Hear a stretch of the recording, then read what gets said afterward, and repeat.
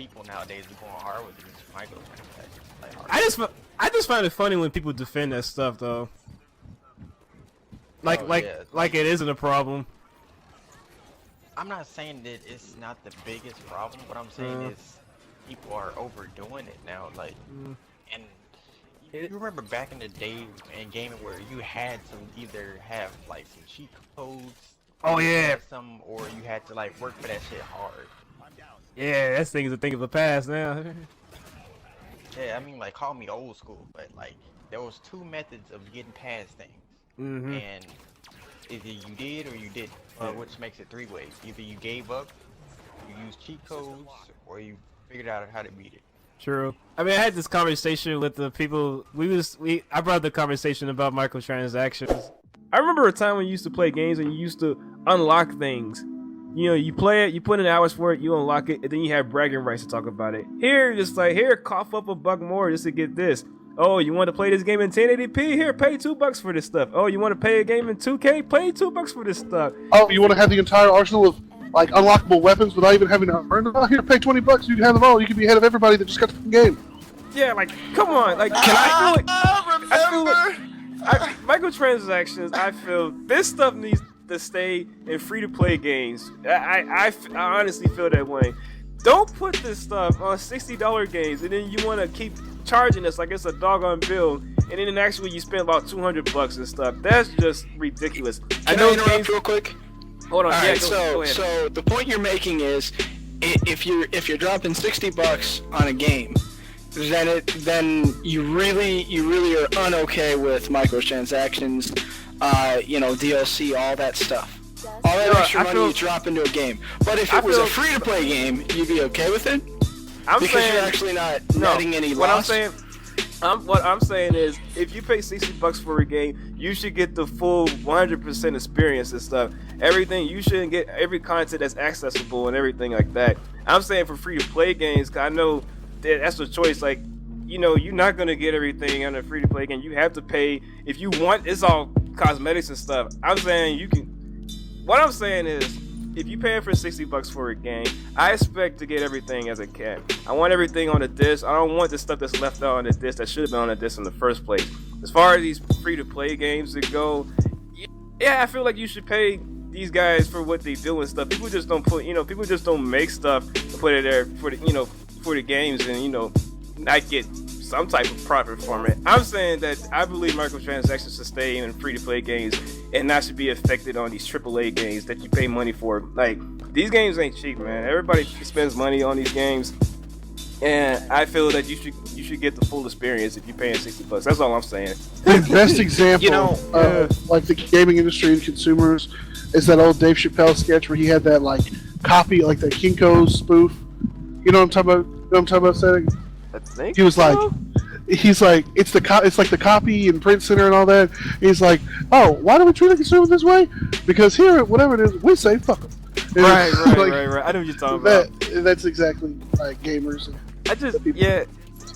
And my reason why what I said earlier about Mortal Kombat X, which is like, I probably said this before to some people, but this game, I'm a diehard fan of Mortal Kombat. Like, I'm a fan to death. But the thing that upset me about Mortal Kombat X, I played the game, I beat the story, and I went to the crypt. And those of you who know what the crypt is basically a place where you spend money from all the currency you from matches and stuff and etc. But in the crypt, you can go around buy things. You can buy like costumes, or you go through crest and crest just to unlock stuff basically. But that wasn't the thing that bothered me. The stuff that bothered me is that it didn't have enough content like Mortal Kombat 9 did, like a 300 challenge tower, which I really missed because that kept me playing, kept me playing a lot longer. But the thing that upset me was that this game had easy fatalities and stuff, and this was basically their tokens, and you can earn them through the game too, but you had the options to pay for them, and I think the limit they give you is 30, if I'm believe. You pay like $2 or $3 for that, but that was the tipping point of why I'm not playing it. The thing that got me was that, if you pay $20, you could unlock everything in the crypt. without even going in there. And I'm like, well, that just defeats the purpose of actually playing the game. That defeats exactly. Yeah. What's the fun in that? What's the fun of playing the game if I can unlock everything? This game has no more use for me no more. And I was like, well, I was like, well, Josh, you didn't have to pay for it. I'm like, but still, that's just giving people an easy cop out. Yeah, it's just an easy cop out. Like I'm just that's what goes back to what I said about bragging rights and stuff. Like I know it sounds crazy. People say, yo, gamers don't have no life and stuff. You just play games all day. But still, it's some games are freaking hard, and when you make it's like if. Like, I'll say Call of Duty. Some things in there, you have to put a shitload of time in just to get. Like, your ghillie suit in Call of Duty Ghost. I remember that's one thing. That you had to keep going and going and playing and playing and playing forever. It took a buddy of mine 3 months to do it while working and a girlfriend and all kinds of other stuff. But it took him 3 months. So when he finally achieved that, he was so happy because he had put all of all that time in there, and he felt like he got something back for it. Now, unfortunate. Now, spending money and buying it, it's like, wow, what I just did is worth nothing. It's worth $20. Yeah. Right. And that's a different example, but I think that's something all of us here that really pisses us off. Somebody coming in here doing something that took us hours, and then I just spent $10. My dad gave it to me. and I'll say this, like, I'm not gonna say that I never, felt fault or whatever it is. I never. I have felt for these things before because of microtransaction. It's like some games like, oh, this have a better gun. Yes, I want to use that. And the developer be like, oh, it doesn't change the gameplay. It's still balanced. And doggone well it's not.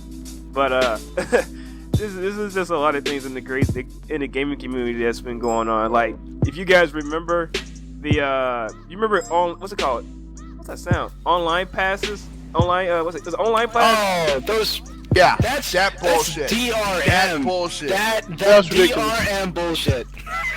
That's when I don't feel like so they bought the game used. We gotta make our money back. Bitch, you already made your money. $10 you want to play online. I understand you lost 20% because you sold to a retailer, and they take a 20% cut from whatever the video game sells. Understand? That's how those B&Ms exist, the brick and mortars. Like GameStop, Target, that's how they exist. They take a cut.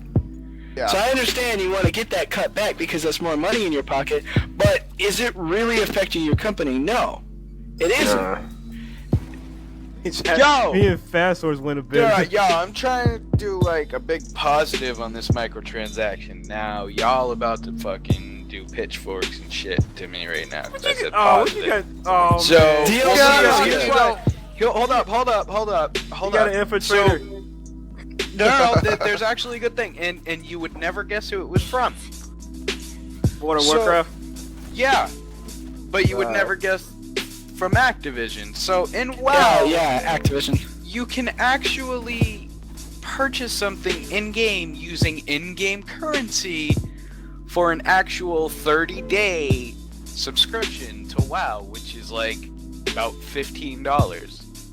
So that, in a way, that's a positive of it, because you are either A, able to get it in-game and use your in-game money, or B, actually use microtransactions to furthermore out your subscription. That is literally the only example I've ever heard of a positive like that.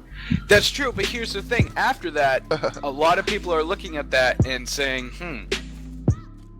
you know what I mean? So that's a good thing. However, there is one big negative that actually just occurred. I think it was yesterday. Payday 2. Yes. They fucked up bad. How? What happened? So with Payday 2, I think it was what was it? This new update. Forever since Payday, the developers of Payday have always said for Payday 2, we're never gonna do microtransactions. Never gonna do microtransactions. Well, guess what? Microtransactions. There's now microtransactions in there, and everybody who have bought in Payday 2 and have put at least 2,000 hours and given Steam reviews thumbs up like everyone's ass is now getting down because the developer has completely turned around everybody's back. That's a really bad negative. That's all I'm saying. But I was saying about the whole microtransactions. My only point for microtransactions, even though I don't want to backpedal too much, is if you developers make the game, right? Yep.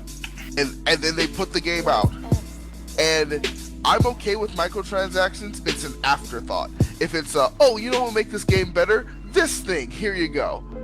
Because I'm not gonna ask them for, oh, every thought you have for this game, I want for free.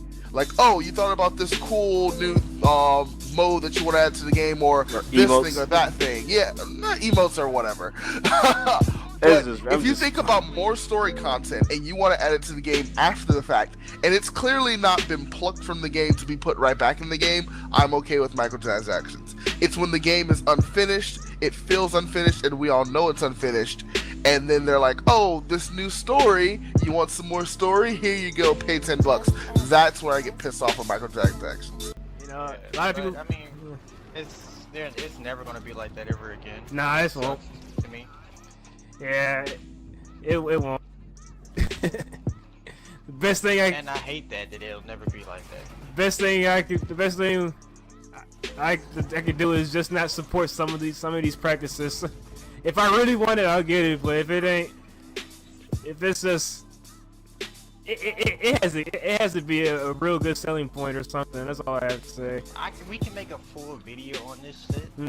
And like still have shit extra to talk about, honestly, Right. Because it's like one thing messed it up for everybody else. Like, what was the first actual good game that they used microtransactions for? I don't know. I would say the first game I know that I noticed microtransactions. I keep saying that word funny. Transactions is it was Mass Effect 3. That was the first time I noticed it on consoles. Mass Effect 3. Yeah. I mean, the game had actually online multiplayer, and I played that game for like hours and upon hours. Like, you can spend like in-game currency, you can use real life money for like booster packs or whatever, or you can use real money. And now you actually use real money just to get like cool looking weapons and stuff, or a chance to get a cool looking weapon. Like that's what's like, you know, the RNG stuff. That's the thing I don't like. You know, you spending money just to get RNG stuff. I literally just had a conversation with this guy like an hour ago, because Halo 5 got the what's it called? Little rec. The rec packs. And I said, you know what these things really are? They like booster packs for like Pokemon or Yu-Gi-Oh! It's really what it is. It's crazy. It's like we can't really say anything anymore because like they balanced it out where to the fact you can earn the shit without buying it. Yeah. They just would, you know, like you to buy it, you know, so you don't have to. Yeah. Well, what I'm doing is I just do it the old-fashioned way. I just want to use in-game currency. Over the past few years, EA has received a lot of complaints from its customers, specifically about our poorly optimized Origins service, our always-on DRM, and us nickel and diming customers by releasing DLC that you unlock with money rather than skill. You see, Electronic Arts doesn't give a shit about its customers. We don't! We have more power than any other publisher in the video game industry, we own more developers than anyone else in the video game industry, and we can buy any score we want to off of IGN. Hell, we can completely control the video game market if we want to. See, that's how we do business here at EA. Sure, it's a dumb business model, but we'll still be making money years from now, and honestly, there's nothing you can do about it. Unless you stop buying our games. But you're not smart enough to do that. You know why? Because you bought our games in the first place. Electronic Arts. Because fuck developers, fuck the customers, and fuck you.